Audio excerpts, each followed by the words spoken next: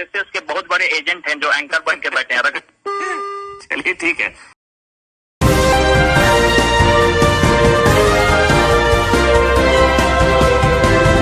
आदाब, नमस्कार, अस्सलाम वालेकुम नाज़रीन। पल पल न्यूज के न्यूज रूम से मैं हूं आपके साथ नदीम अकरम।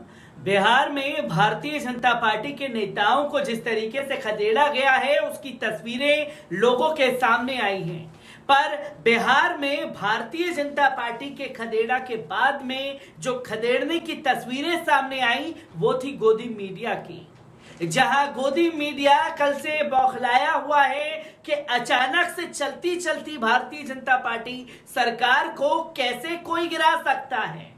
और ये जो कल पलट करके उनके साथ गए थे और अब जब उन्हें छोड़ करके फिर से गठबंधन के साथ आ गए हैं तो पलटू राम कह करके प्रचार प्रसार मीडिया में किया जा रहा है। और एक ही शब्द तमाम एंकरों की जुबान पर, पलटू राम। और जो पलटू राम कहना तेज प्रताप यादव के सामने अमन चोपड़ा, जी हां, वही अमन चोपड़ा जो दिन रात हिंदू मुसलमान करके समाज में जहर घोलने का काम करता है, वही अमन चोपड़ा अपने न्यूज 18 के दफ्तर से तेज प्रताप को फोन लगाता है और बिहार की राजनीति पर सवाल करता है। और जब नीतीश को पलटू राम कहा जाता है तो तेज प्रताप यादव ने क्या कुछ कहा, पहले उस वीडियो पर नजर डाल लीजिए।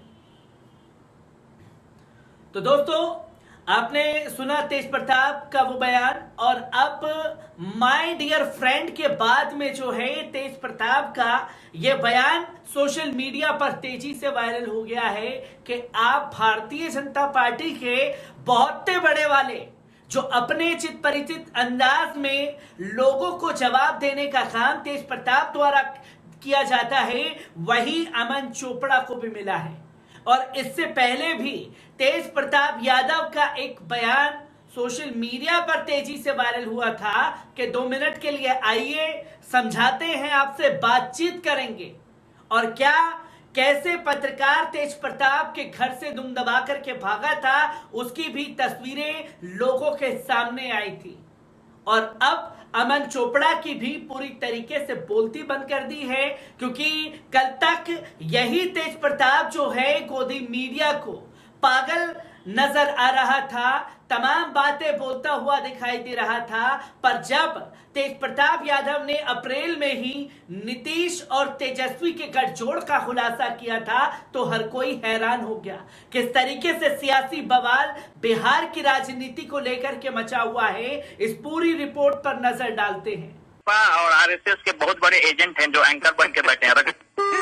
चलिए ठीक है। भाजपा और जदयू के बीच खटास तो विधानसभा चुनाव के नतीजों ने ही पैदा कर दी थी। चिराग फैक्टर ने जदयू को बिहार में सबसे बड़े दल से तीसरे नंबर की पार्टी बना दिया था। नीतीश भाजपा के साथ मिलकर सरकार जरूर चला रहे थे, मगर सहज कभी नहीं दिखे। रही सही कसर भाजपा ने आरसीबी को केंद्र में मंत्री बनाकर पूरी कर दी। आरसीबी का पटना में रोड शो और पार्टी लाइन से अलग भाजपा के साथ उनकी करीबी नीतीश को खटकती रही। इसी बीच जाति आधारित गणना का मुद्दा उछला। इसने चुनाव के बाद पहली बार जदयू और राजद को एक साथ खड़े होने का मौका दिया। पिछले साल इसी अगस्त महीने में नीतीश तेजस्वी समेत बिहार के सभी दलों के नेताओं को लेकर प्रधानमंत्री नरेंद्र मोदी से भी मिले। वहां भी मीडिया के सामने नीतीश और तेजस्वी साथ और सहज दिखे। इधर सरकार चलती रही, मगर सदन और सड़क दोनों जगह रह रहकर दोनों दलों के नेताओं के बीच खटपट होती रही। एक तरफ भाजपा जदयू के रिश्ते असहज दिख रहे थे, वहीं राजद और जदयू करीब आ रहे थे। अप्रैल में नीतीश कुमार और तेजस्वी के बदलते रिश्तों को लेकर बड़ा संदेश भी दे दिया गया था। तेजस्वी के बुलावे पर इफ्तार पार्टी में नीतीश करीब 5 साल बाद राबड़ी आवास पर पहुंचे। इसके 2 दिन बाद ही नीतीश ने भी इफ्तार पार्टी रखी, जिसमें तेजस्वी और तेज प्रताप दोनों भाई शामिल हुए। इतना ही नहीं, आत्मीयता यहां तक दिखी कि इफ्तार के बाद लौटते हुए नीतीश तेजस्वी को गाड़ी तक छोड़ने बाहर निकले। इसी महीने तेज प्रताप का एक ट्वीट भी चर्चा में रहा। ट्वीट में तेज प्रताप ने एक पोस्टर शेयर किया जिसमें लिखा था, एंट्री नीतीश चाचा। राजनीतिक पंडित उसी समय से कयास लगाने लगे थे कि राजद और जदयू की राह फिर से एक हो सकती है। बस एक खास मौके का इंतजार किया जा रहा है। नीतीश तेजस्वी की मुलाकात और बातचीत का बड़ा रास्ता जाति आधारित गणना ने तय किया। मई में तेजस्वी ने जाति आधारित गणना के मुद्दे पर सरकार को जल्द से जल्द निर्णय लेने का दबाव बनाया। मुख्यमंत्री से मिलने का समय भी मांगा। मई की 11 तारीख को तेजस्वी एक अड़े मार्ग पहुंचे और नीतीश कुमार के साथ बंद कमरे में करीब 40 मिनट तक बातचीत की।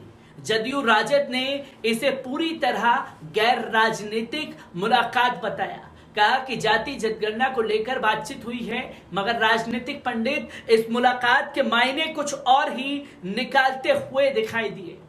पर परिवाद का आरोप नीतीश के ऊपर नहीं लगा सकते। भ्रष्टाचार का आरोप भाजपा नीतीश के ऊपर नहीं लगा सकती। माफियावाद, दंगाई का आरोप भारतीय जनता पार्टी नहीं लगा सकती। इसलिए गोदी मीडिया को आदेश दे दिया गया कि पलटू कहकर छीछा लेदर करिए। लेकिन असल में क्या पलटने जा रहा था, ये साहेब को अंदेशा है। शेर को सवा शेर अब मिल चुका है। नीतीश कुमार का अध्ययन IIM वालों को करना चाहिए। कम पूंजी में कैसे मैक्सिमम लाभ लें और कैसे बड़ी शक्तियों व आकार में बड़े दुश्मनों के हमलों और सर्जिकल स्ट्राइकों से इजराइल और ताइवान की तरह बचते भी रहें। देखा जाए तो वे एक ही साथ पॉलिटिकल, कॉर्पोरेट और डिफेंस स्टडीज के मुख्य विशेषज्ञ भी हैं। बंदे को नोबेल प्राइज नहीं तो भारत रत्न तो मिलना ही चाहिए। उन्होंने इतने मीठे अंदाज में गठबंधन तोड़ा है जितना पुराने जमाने में ससुर दामाद का राजदूत मोटरसाइकिल के लिए मतभेद होता था। यानी एक खिलाड़ी खुली हुई है और तेजस्वी ने ज्यादा दबाया तो वे फिर से इधर आएंगे। वे सिर्फ 71 के हैं और मोटे तौर पर समझा जाए तो स्वस्थ भी हैं। विपक्ष में औने पौने लोग पीएम पद के लिए कूद रहे हैं। उसमें सबसे स्मार्ट दावेदार तो वे हैं। वैसे भी Nitish Kumar blue chip stocks की तरह नहीं हैं। वे म्यूचुअल फंड के तरह विविध निवेशी नहीं हैं। विशाल हृदय सबको अपनाते हैं। फेसबुक या मित्रों को सीखना चाहिए कि झगड़ा करो लेकिन मीठे तरीके से करो। तू तड़ाक और गाली गलौज बिल्कुल मत करो। क्या पता कब किसी NDTV वाले को जी न्यूज में नौकरी करनी पड़ जाए। जांच एजेंसियों के सहारे राजनीति करने से पता नहीं चलता कि जनता में नेता कौन है। ईडी और आयकर विभाग के डर से गांव से लेकर जिले तक के संसाधन वाले लोग भाजपा में चले गए। विरोधी दलों की आर्थिक ताकत खत्म हो गई। ऐसे में कोई बीजेपी को सरकार से बाहर कर दे साधारण घटना नहीं लगती। और मीडिया द्वारा खेले जा रहे खेल को लेकर के कल अंजना ओम कश्यप को भी जलालत का सामना करना पड़ा। अर्नब गोस्वामी के रिपोर्टर को भी जलालत का सामना करना पड़ा। तो अमन चोपड़ा की बोलती पूरी तरीके से तेज प्रताप यादव ने कर दी। मैं ऐसी ही खबरों से आपको रूबरू कराता रहूंगा। दीजिए इजाजत, शुक्रिया।